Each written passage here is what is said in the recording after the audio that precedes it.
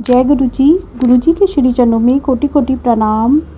सभी संगत को भी जय गुरु जी की कृपा से मैंने रिसेंटली अपना सत्संग शेयर किया था। आई होप आप सभी ने वो सुना होगा और आपको अच्छा लगा होगा, क्योंकि गुरु जी के तो सभी सत्संग बहुत प्यारे होते हैं। उस सत्संग में मैंने गुरु जी के हुक्म से प्रोटोकॉल्स, गुरु जी के रूल्स, क्या गुरु जी को पसंद है, डूज एंड डोंट्स सब शेयर किए थे मोस्टली।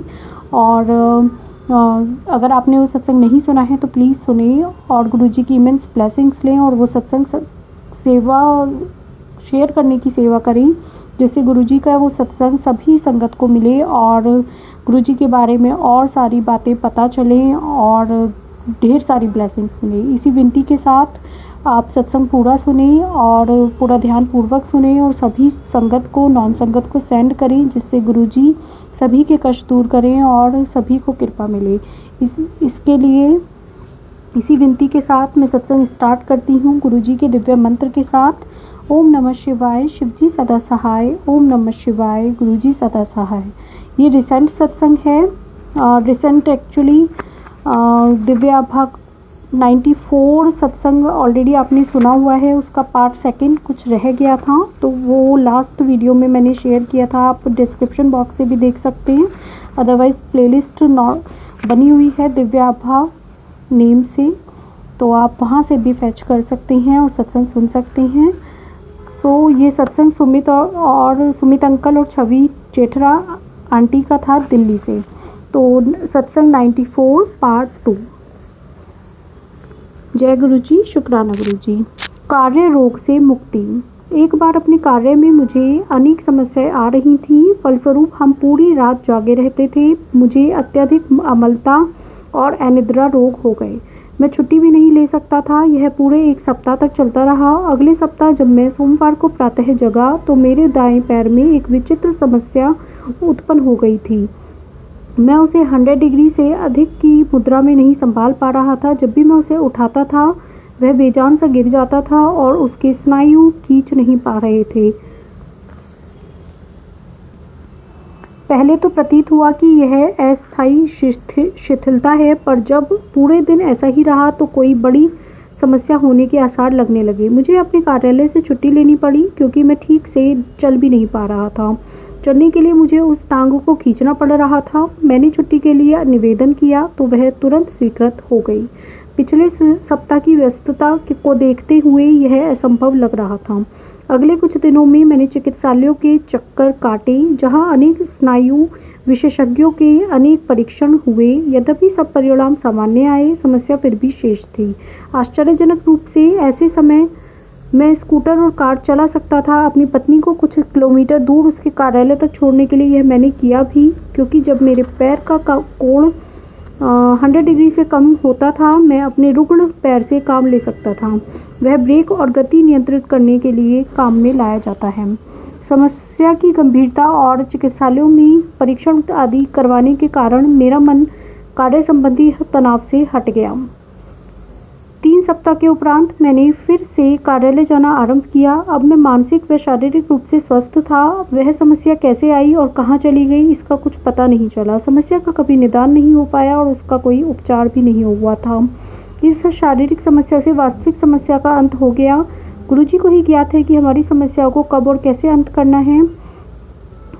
उनकी सहायता से पहले के सब अंश सही स्थानों पर बैठ जाते हैं। जय गुरु जी, शुक्राना गुरु जी। ईश्वर की गोद में। एक दिन मैं अपनी पत्नी को लेने उसके कार्यालय जा रहा था। देरी होने के कारण मैं 70 किलोमीटर की गति से वाहन चला रहा था। अकस्मात एक व्यस्त चौराहे पर मेरे स्कूटर के पहिए के नीचे कुछ आ गया। टक्कर इतनी जोर से हुई कि मैं स्कूटर से उछलकर सिर के बल भूमि पर आ गिरा।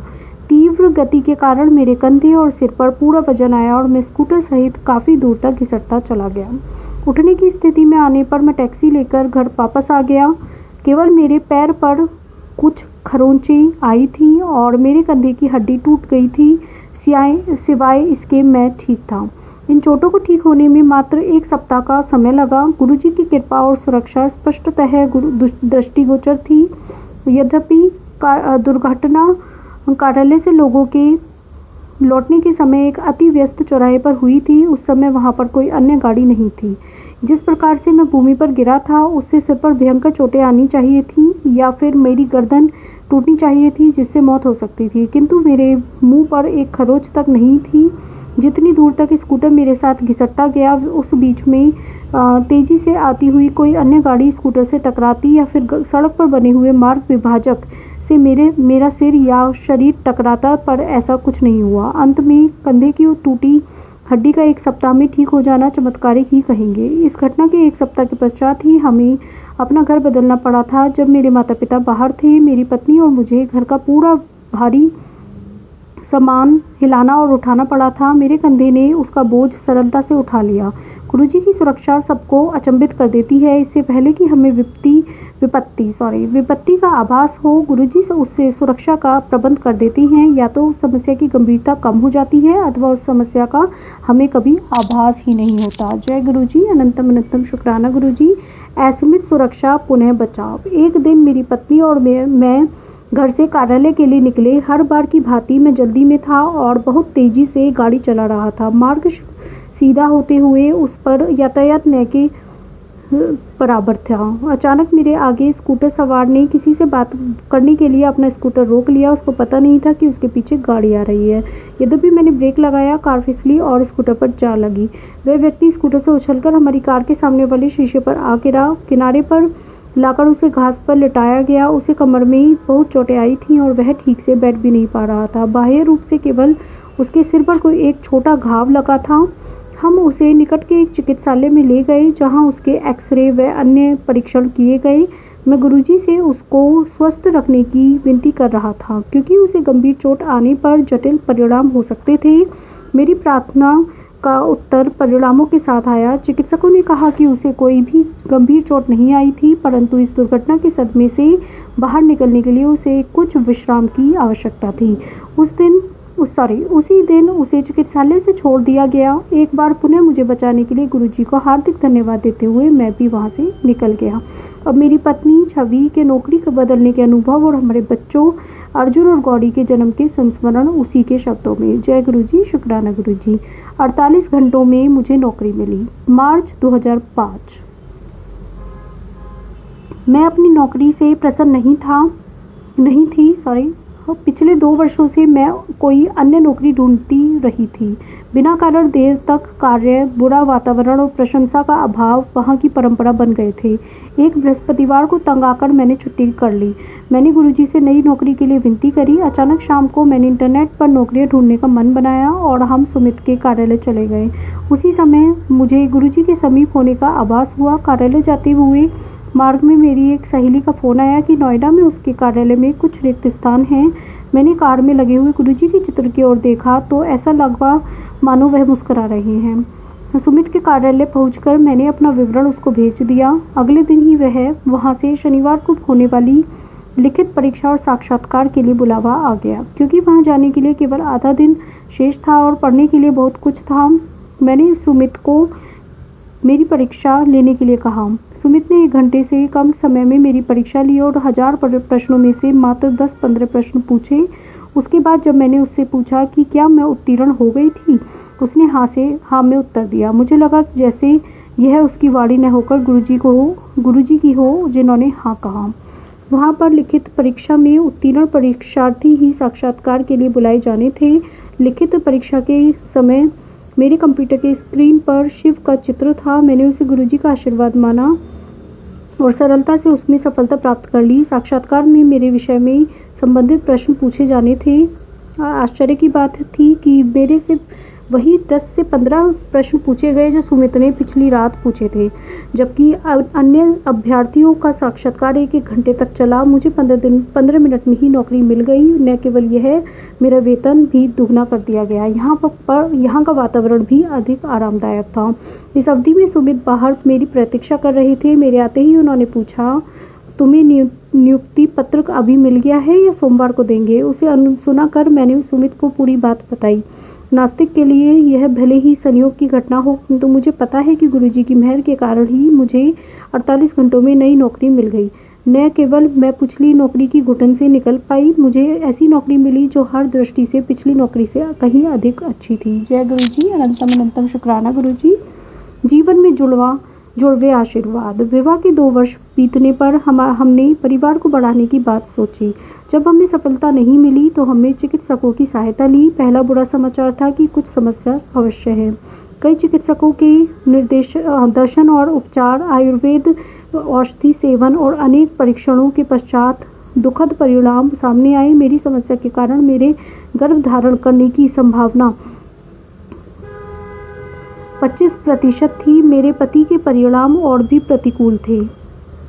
परीक्षणों के अनुसार उनके वीर्य में शुक्राणु ही नहीं थे। हमें बताया गया कि न केवल सामान्य अथवा किसी भी कृत्रिम ढंग, भले ही सबसे अच्छी क्यों न हो, हमें संतान नहीं हो सकती है। सफलता की संभावना के अभाव में हम और उपचार बंद कर किसी शिशु को गोद लेने की बात करने लगे थे।